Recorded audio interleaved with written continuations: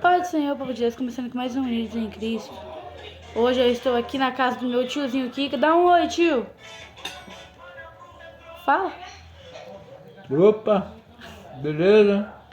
É que ele tá Tô almoçando, almoçando. gente. É que ele tá almoçando, gente. Mas tá, né? Glória a Deus. Graças a Deus. Que o Senhor nunca deixou faltar nada. E nunca vai deixar, né, meu tio? Aleluia. E nós estamos aqui justamente por isso, porque hoje, na verdade, o aniversário dele foi dia 4, não foi? Foi dia 4 de junho. E nós estamos aqui porque dia 4 a gente não pôde vir, mas hoje, domingo, nós estamos aqui para não deixar passar em branco essa data especial. Meu tiozinho, quantos anos o senhor está fazendo? 63. 63 anos, de muita experiência, de muita saúde, de muito aprendizado. Deus abençoe muito a sua vida, viu, meu tio? Amém.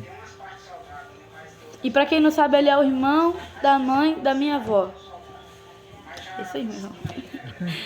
Hoje nós estamos fazendo Unidos em Cristo e durante essa semana eu estive anotando algumas coisas no meu devocional, porque eu preciso relatar aqui pra vocês. Porque nós, por sermos cristãos, nós não podemos fazer tudo que o mundo faz. Ou seja, a Bíblia diz, tudo posso, mas nem tudo me convém. Ou seja, algumas coisas não são lícitas pra gente.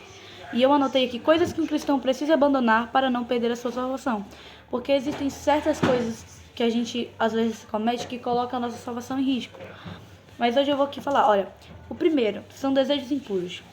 A Bíblia diz e relata sobre o adultério e a fornicação. O adultério também pode ser traduzido como traição. Ou seja, você pode trair dentro de um relacionamento, pode trair uma amizade, não sei. E a fornicação é quando, por exemplo, tem uma pessoa que ela já formou uma família, mas ela não é casada. Isso é fornicação. Isso desagrada ao Senhor Jesus. E os desejos impuros, a Bíblia diz que só se você pensar na mulher do seu próximo, você já está adulterando. E a Bíblia diz também que o adultério é uma coisa que Deus ele deixou nos seus mandamentos. Porque a Bíblia diz que aqueles que guardarem os mandamentos do Senhor, esses vão entrar no reino dos céus. E se eu não me engano, está escrito...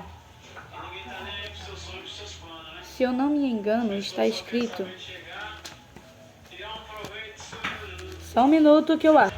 Lá em Êxodo 20, capítulo 3, que vai dizer... Na verdade, não. É o capítulo 14, que vai dizer... Não adulterais. Deus ele deixou na palavra dele os 10 mandamentos. Quando Moisés ele subiu para o monte e Deus deu as tábuas com os mandamentos que ele mesmo havia escrevido e dado para Moisés.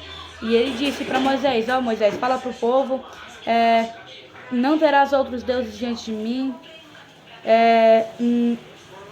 não matarás, não adulterarás, não furtarás, não dirás falso testemunho contra o teu próximo, não cobiçarás a casa do teu servo, não cobiçarás a mulher do teu próximo.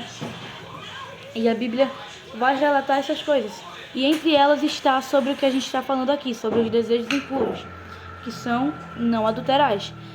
Adulterás e adulterar. Amém? E a segunda coisa é a frieza espiritual. O que é a frieza espiritual? É quando o seu espiritual, quando você vai para a igreja e vai adorar o Senhor, você está frio. O que é estar frio? Quando você vai para a casa do Senhor e você adora Ele, que você fala, glória a Deus, aleluia, louvado seja o nome do Senhor, e você está falando aquilo de boca para fora, porque o seu coração não está falando de verdade isso. É como se antes você lia a Bíblia e agora você parou de ler. Antes você escrevia sobre Deus, fazia devocional e agora você parou de fazer. Isso é a frieza espiritual. E nós não podemos deixar a chama do Espírito apagar. A terceira, é a linguagem contaminada. O que é linguagem contaminada? Não é apenas coisas que saem da nossa boca que não eram para sair, não. É a fofoca, a calúnia, a mentira, fofoca, calúnia, mentira, usado para diminuir, para machucar, para destruir. Quando você fala mal do teu próximo, isso é linguagem contaminada. E a Bíblia diz em Tiago 3:6, a Bíblia diz em Tiago 3:6 vai dizer: a língua também é um fogo, como um mundo de iniquidades. A língua está posta entre os nossos membros e contamina todo o corpo. Inflama o curso da natureza e é inflamada pelo inferno. Ou seja, a língua, ele é um membro tão pequeno do nosso corpo, mas que ele pode condenar todo o corpo, ele pode contaminar todo o nosso corpo. Ou seja, a língua é um veneno, é uma verdadeira arma. E nós não podemos deixar que o inimigo use a nossa boca, a nossa língua, para diminuir, para matar, para machucar e destruir o nosso próximo. Não, porque a Bíblia diz que a nossa boca ela tem o poder de amaldiçoar e de abençoar. Ou seja, com a sua boca você pode abençoar o teu próximo, mas também pode amaldiçoar o teu próximo. E isso é uma coisa que a gente não pode fazer, que é amaldiçoar o nosso próximo. Toda vez que vier aquela palavra, a gente segura. Nas nossas orações nós sempre temos que pedir uma coisa: Senhor, dá um freio, põe um freio na nossa boca, para que a gente não venha falar o que a gente quer, nem o que vem à nossa mente para falar, não. A Bíblia também vai dizer em Efésios 4:29,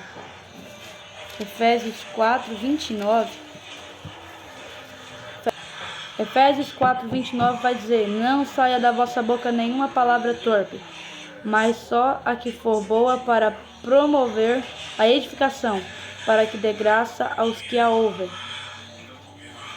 Aleluia. A segunda coisa é a rebeldia contra o seu líder. Quando a gente fala sobre rebeldia sobre os seus líderes, a gente fala sobre quem? O pastor. A gente fala sobre os pastores, a gente fala sobre as pastoras, a gente fala sobre os líderes de jovem, os líderes das crianças, as líderes do círculo de oração. Isto é muito perigoso, porque Deus, ele enviou profetas, ele deixou profetas na face da terra. E quando você diz: meu líder é muito chato, meu líder pega muito no meu pé, não. A Bíblia diz que Deus, ele só corrige aqueles que ele ama. Ou seja, o seu líder é uma forma de Deus se manifestar na vida dele para ensinar você. Então, ou seja, não podemos se rebeliar contra os nossos líderes. A quinta coisa, a injustiça. A Bíblia diz que Deus, ele é um Deus justo. E ele gosta da justiça. O que é praticar a injustiça? Praticar a injustiça é quando você sabe o que é certo. Você tem duas pessoas e uma dessas pessoas está falando a verdade e o outro está falando a mentira. E quando você sabe que um está falando a mentira, você não castiga, você não ouve aquele que está falando a verdade, mas ouve aquele que está falando a mentira e acredita naquele que está falando a mentira. Isto é injustiça. A Bíblia diz em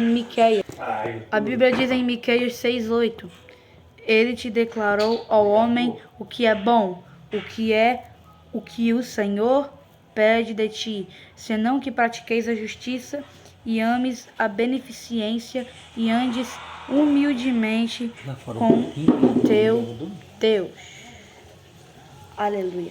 A Bíblia diz, nessa palavra aqui, que Deus, ele está nos chamando, nos convidando para fazer o que é certo.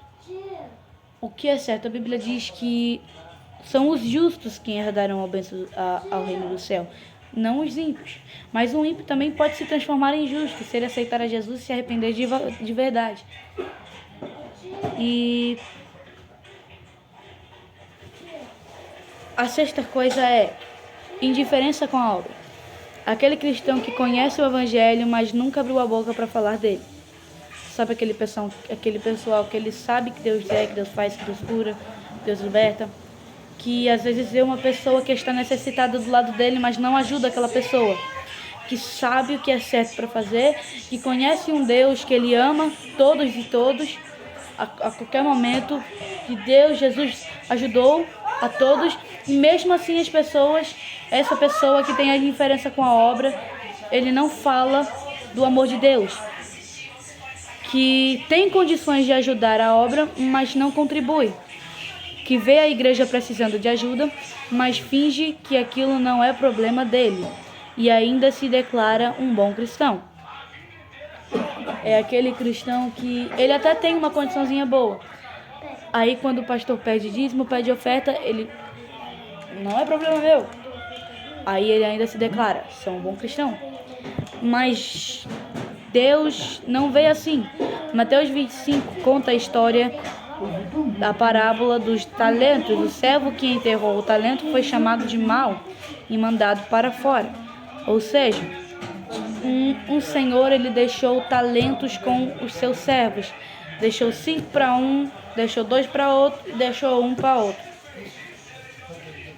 E a Bíblia diz que esse que tinha 5 talentos saiu para renovar mais estes 5 talentos.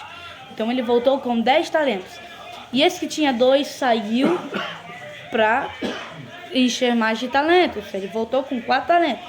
E esse que só tinha 1 enterrou. Pensou, olha, daqui ninguém vai tirar esse talento daqui, ninguém vai tirar meu talento daqui, ninguém vai. Mas o seu senhor, ele chegou e ele honrou os que tinham dobrado talentos. E o que tinha enterrado ele mandou para fora e foi chamado de mau. E como a gente precisa saber disso, porque nós que precisamos e queremos ser considerados bons cristãos, nós precisamos saber dessas coisas. E existem algumas coisas que a gente acha que é verdade quando na verdade não é. Porque às vezes tem alguns cristãos que eles se consideram bons cristãos. Que tem alguns que falam, eu não preciso ir à igreja para ter a salvação. Ok. A Bíblia diz que quando Paulo ele estava falando, se eu não me engano, quando Paulo ele estava falando para os hebreus, ele disse que eles não podiam, se não me fala a memória, era em Hebreus que ele estava falando. Hebreus 10, 25, se não me engano, que ele estava falando que eles não poderiam perder o costume de ir à congregação, de ir congregar no templo, de ir adorar no templo. Eu vou até ler para vocês aqui, que se encontra em Hebreus 10, 25. Não deixando a vossa congregação, como é costume de alguns, antes demonstrando-nos uns aos outros, e tanto mais quanto vedes que vai se aproximando aquele dia. Ou seja, até que quando uma pessoa fala, eu não preciso ir à igreja para ter a salvação, parte disso é verdade. Porque a salvação vem pela fé, vem por crer. Porque vem pela fé em Jesus. Mas em Hebreus 10, 25 diz isso, que nós não podemos perder o costume porque a igreja é um corpo, e é o corpo de Cristo. Cristo é a cabeça, e a igreja é como se fosse cada membro do corpo. Não tem como o corpo funcionar sem um desses membros. Como não tem como o seu corpo funcionar sem o seu coração, você precisa do coração, assim também a igreja. A igreja precisa dos seus membros. E a Bíblia vai dizer isso, afirmando em Hebreus 10, 25, vai afirmar que ir à igreja não é opcional, mas é essencial. Nós precisamos ir à igreja. Nós necessitamos ir à igreja. Mas também nem todos que estão assim, nem todos que vão à igreja estão